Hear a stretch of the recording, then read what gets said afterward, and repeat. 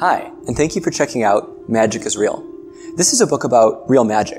It's not about flashy stage magic. This is about weather manipulation, telekinesis, enlightenment, ascension, and transforming yourself as a divine being, remembering your true nature. For over 28 years, I'm 33 in this life, so pretty much my entire life, I've studied many different types and many different branches of magic. I've studied with people who have training under Tibetan lamas, I've trained with shamans and acupuncturists, I've trained in the Atlantean tradition of the lost continent of Atlantis, and many, many other ways. Through a lot of my own mystical and spiritual experiences, through things that have been quite impossible to actually very possible once studied, I've put together this extremely large book, really for you. The purpose of Magic is Real is to help spiritual enlightenment, awakening, ascension, all of those words, throughout the entire globe. And in my opinion, all types of magic and miracles just means that you are waking up to your divine nature. And whether you can hack the matrix or pray for something and it happens, or do a spell, sigil, or ritual, magic is very real and is very effective. Now, this is a book about light magic. I teach healing, I teach manifestation, I teach psychic abilities and clairvoyance. I teach all sorts of things related to love and service of humanity. I don't teach control, I don't teach harming others. In fact, I have a lot of things in here to bind the types of people and individuals who care about dark magic or black magic in the traditional terms. In my opinion, and the opinion of many esteemed and respected professional peers, magic, wizards, witches, sorcerers, sorceresses, these are all words to working with source energy, or God, or the universe. And while this book talks about divine beings, angels, spirits, spirit guides, different techniques, astrology, techniques with channeling and working with other beings, ultimately, at unity, at non-duality, at a fully enlightened state, we are all one. And all of those beings are just different aspects of you. So with a very grounded, rational, scientific approach, I take mysticism and all of my mystical experiences, the mystical experiences of many other people that include other things like levitation, manifesting balls of light, affecting the weather, reading into past lives, manifesting money, healing cancer extremely fast, extremely reliably. All of these things I've heard of, I've seen done in replicated fashions, and I've done my best to understand, not just from one perspective, but from multiple. So the purpose of Magic is Real is not just to share some of those discoveries, but actually teach them to you. So while this is a very large book, it isn't necessarily an exhaustive curriculum in every single skill. That would take volumes. I do have those available on my website. And what this book does is this book introduces you to those topics, but more importantly, teaches the meta skill of becoming. So what does it mean to become? It means to become the magician, to realize the universe and the reality that you create around you can become anything or any shift, any reality that you want. Now, Bashar says that in terms of parallel realities, parallel timelines, we're shifting now, we're shifting now, we're shifting now, we're shifting now. In other words, every single fraction of a second, you're shifting into / creating an entirely new universe. In this way, you are Vishnu. And in this way, you've manifested as Vishnu, myself, this book, and really all of the experiences of your entire life. This book contains very direct, specific stuff like this, where I'm talking directly to you. This book also has a lot of channeled text, and I'll demonstrate the type of channeling that I do in a second. This book has fiction, this book has parables, this book has epic fun sorcerer battles where there's magic duels between very powerful beings, charging up their chakras and doing other things, and traveling through time, and defeating death, and levitating, and creating astral projections. And so I started taking this type of channeling phenomenon, burning clean without anything in my body, as my spirit was higher, and just typing this content. Sometimes recording it, sometimes transcribing it, but generally typing it for you. So it's one type of channeling. Well, if you look at this beautiful amethyst crystal, a lot of times amethysts are associated with purification of energies. So if I was to take my consciousness, my awareness, which like yours is independent of your, you could say temporary, current mortal body, I would essentially shift my consciousness away from this form and allow some or all of the consciousness of this being to come into me. So doing that, and it might look a little bit weird for a second, so bear with me.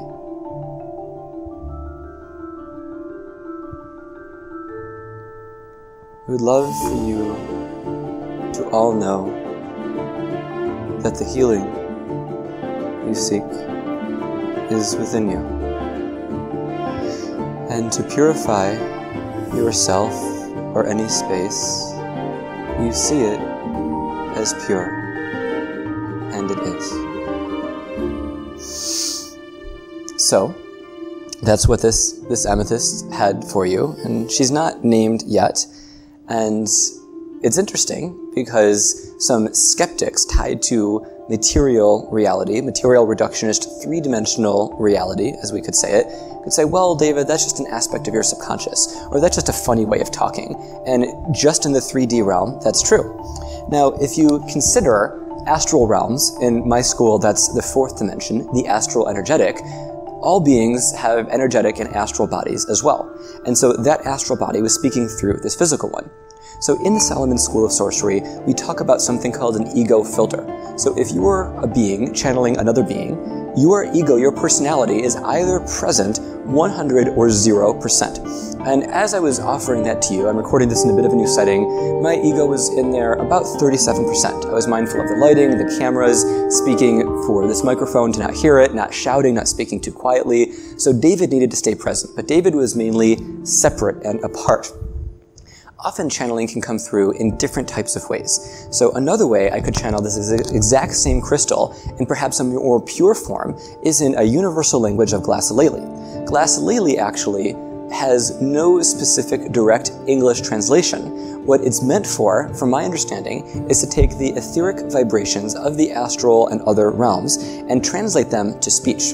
What that can do is that can give your intuition, give your higher self some type of meat more than just energy waves, more than just vibes, and you can use those to try to interpret different languages. So if you wanted to hear or understand a translation of vibration in more pure form, especially over a digital form where you might not always be able to sense the chi, the exact language of this being might be something like Ale sevato maikate ani shivazomanai halazo fimilatitoi mofo ija kamananevai savo.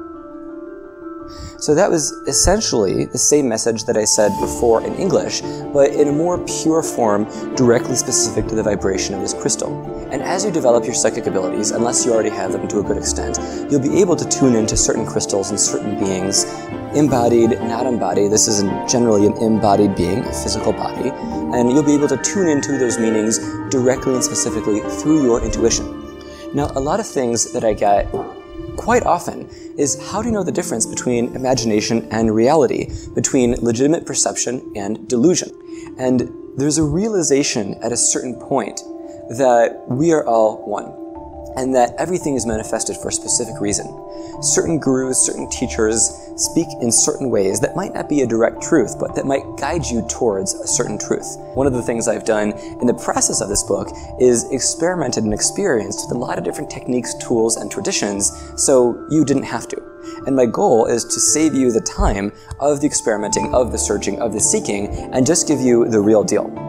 And again, not every single specific spell out there. I hope to do that over time in terms of what's most useful to humanity, but the toolkit to invent your own spells, to understand if a spell, an intention, a prayer, a magical recipe, something from a book, The Key of Solomon, to which I have a great and deep connection, something from any other teacher out there, to understand how that affects you microcosmically and your material reality macrocosmically. So that being said, thank you so much for your loving attention and your loving presence. I'd be very grateful if you could support this movement to help grow spirituality and grow spiritual awakening around the world in whatever way feels loving, authentic, and aligned of service for you. I wish you a wonderful day and hope we're in touch real soon.